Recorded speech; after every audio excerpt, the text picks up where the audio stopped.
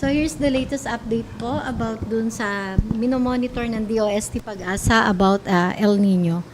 So pinalabas po natin ngayon yung El Nino alert. Next po. Ayun.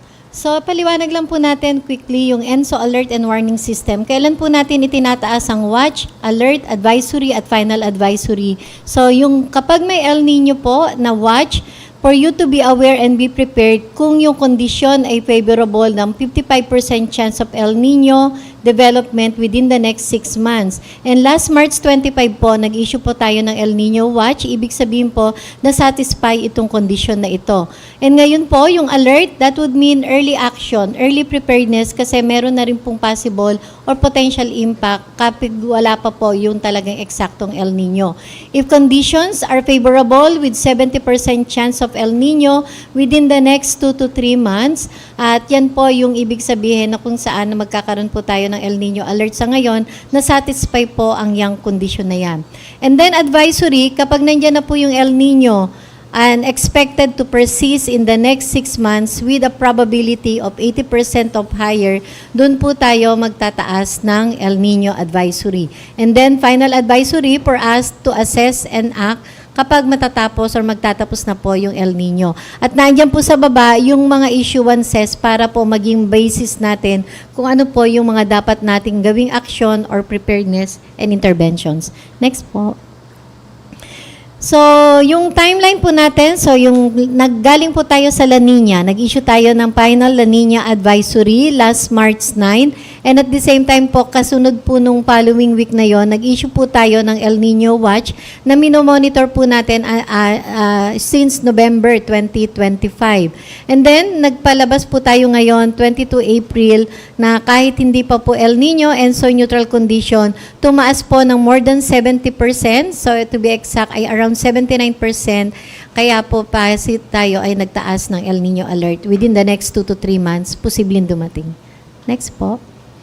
So dito ay pinapakita lang po yung minomonitor natin na pag-init ng temperatura ng karagatan na nagsasabi whether kung may El Nino or La Nina.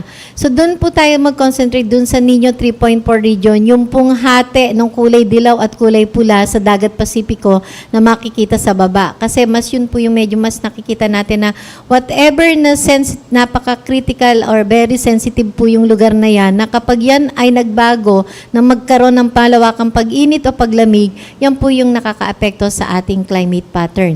At kung titingnan naman po dito sa kanan, yung pong pula na malawak dito, yung subsurface temperature, pinapakita lang po natin dito kung magkakaroon ng sustained na pag-init ng temperatura dun sa ibabaw, pati dun sa ilalim ng karagatan, up to 300 meter depth. So nakikita po natin dyan na merong malawakan na sustained na pag-init ng temperatura ng dagat. So ito po yung nangangahulugan na posible mag-strengthen pa yung warming na ito at matuloy biglang El Nino. Next po. Ano yung tsansa na magkakaroon tayo ng El Nino? So yung kulay pula po dyan sa bar graph, ang nagsasabi nung mas mataas na probability ng El Nino. So ngayon po, March, April, May is still ENSO neutral condition and El Nino is likely to emerge with 79% chance at least until first quarter of 2027, yun po yung nakikita ng ating mga climate models, yung pa yung kaya. Dito naman po sa kabila, ano ba yung strength na sinasabi natin, whether weak, moderate, or strong El Nino.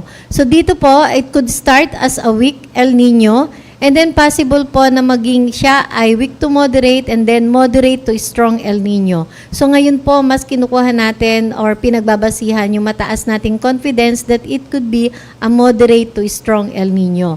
Pero hindi po natin niro-rule out yung possible na maging strong to very strong El Nino na yung mga naririnig at nakikita po natin sa social media account. Yan po ay base dun sa naandyan na line graph, yung model predictions po na ginawa, updated ng lahat-lahat ng mga ginagamit nating multiple models, dynamical and statistical.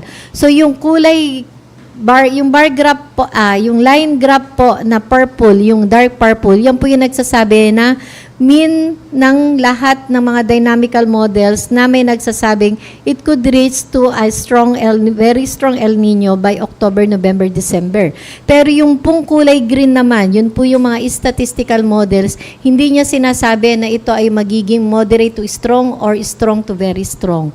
Kaya ibig sabihin po, hindi po nag-a-agree ang lahat ng model na ito ay magiging strong to very strong for now. Next po.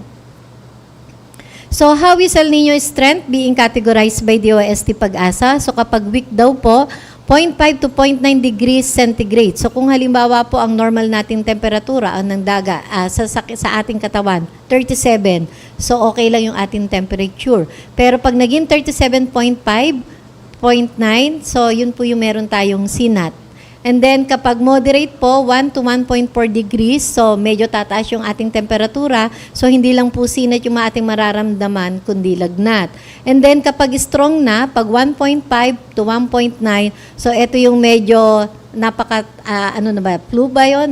Napakainit na temperatura. And then, pag strong to very strong, so yan na yung parang kumbulsyon ng ating dagat.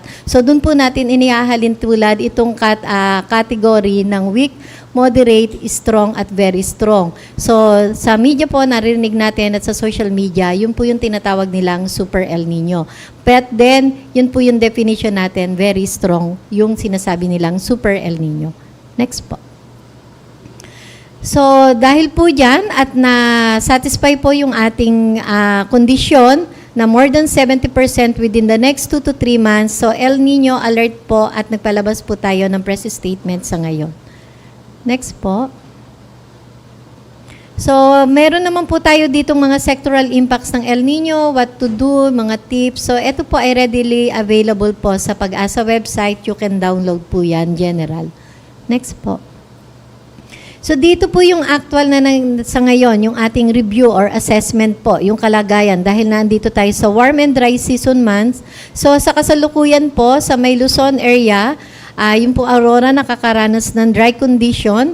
And then, dry spell po, yung 22 provinces sa Luzon, and then drought na po. So, ibig sabihin po, meteorological drought condition. But then, kung ang pagbabasehan nga po natin, ito ay natural na warm and dry season month. So, imagine lang po natin, kung ang normal nating ulan ay 20 millimeters of rain, dahil dry season nga natin, at nabawasan nyo ng 50%, edi 10 millimeters of rain. Ngayon, kung ito po ay sunod-sunod na 3 buwan, at less than 50%, say 5 millimeters of rain, drought na po siyang masasabi. Pero hindi masyadong malaki ang difference dun sa normal or natural niyang natatanggap na ulan. So, ibig sabihin po, it might be significant to some, sa iba naman po, hindi siya masyadong significant.